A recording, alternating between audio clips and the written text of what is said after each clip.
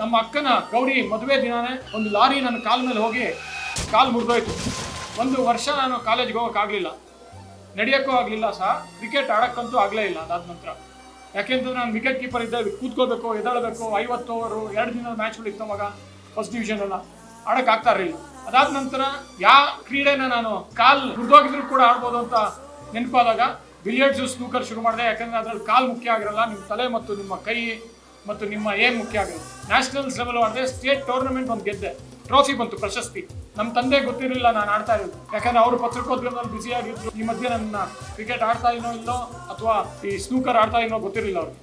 ಆ ಟ್ರೋಫಿ ತಂದಾಗಲೇ ಗೊತ್ತಾಗಿದ್ದು ನಾನು ಈ ಥರ ಒಂದು ಸ್ನೂಕರ್ ಅಂತ ಗೇಮ್, ನಮ್ಮ ಕಾಲದಲ್ಲಿ ಸ್ನೂಕರ್ ಪಾಪ್ಯುಲರ್ ಆಗಿರಲಿಲ್ಲ.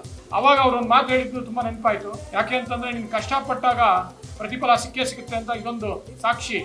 ನೋಡು, ಒಂದು ಪ್ರಶಸ್ತಿ ಸಿಕ್ಕಿದೆ, ಕಷ್ಟ ಪಡಲೇಬೇಕು ಅಂದಾಗ. ಯಾವಾಗ ನಾನು ಸೋತಿದ್ದೀನೋ